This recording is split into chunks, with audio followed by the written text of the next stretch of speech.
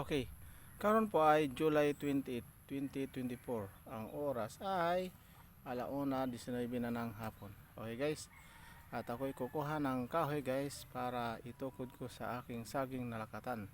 So nakikita nyo yung kahoy na mahaba, yun ang aking papasanin. Okay guys, okay, sana guys ha, kunin ko muna.